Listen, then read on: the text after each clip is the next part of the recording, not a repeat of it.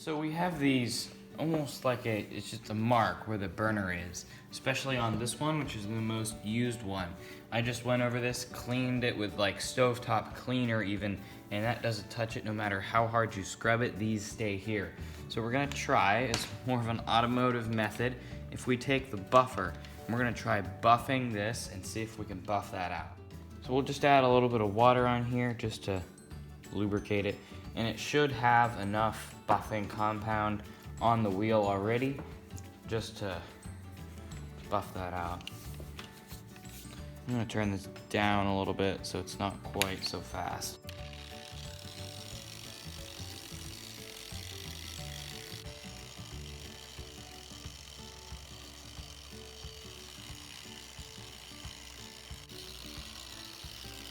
So after about 5 minutes of buffing, maybe more like 8 minutes, it doesn't seem like this has shrinked much. I don't see really a difference. So over here on this burner, we're gonna try using some 1200 grit.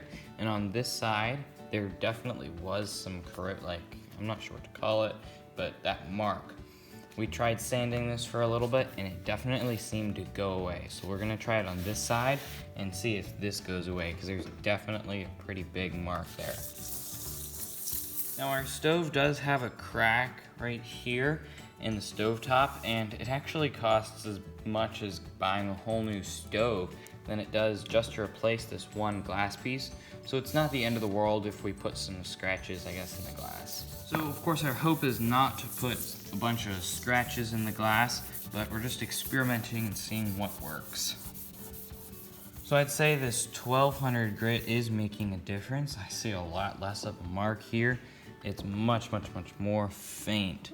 So I do think this is doing something. And then over here, we are trying toothpaste to see if that works as well.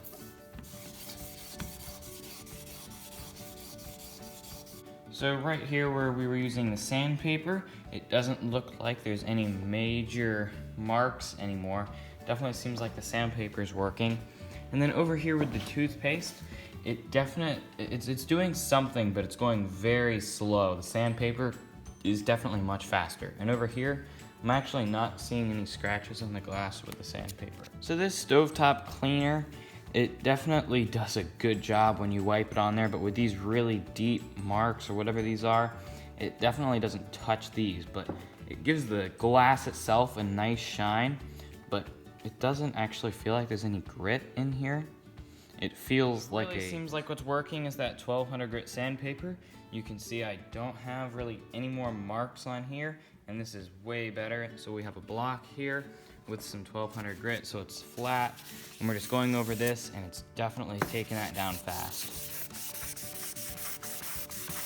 Since the 1200 grit is working so good, we're gonna try some 800 just in this corner to see if that'll do it, but much faster. So with the 800 grit on this side and the 1200 grit on this side, I don't notice too much of a difference. We wiped this all down with a nice cotton cloth, and it looks a lot cleaner. I gotta say, it's just way better. But I'd say the 1200 and the 800 look the same. If we look at the surface, I don't see really any scratches from the 800 grit. So probably 800 grit would be maybe the best to go over it with, just to get it the fastest.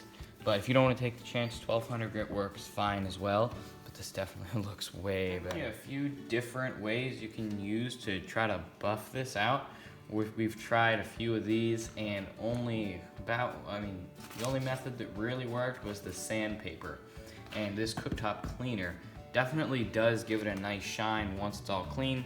You can see we have a few bits in here, and up here in this corner we didn't even touch because it wasn't too bad, but it definitely stands out a little bit more because everything else is really clean, and this is definitely much better than what it was before.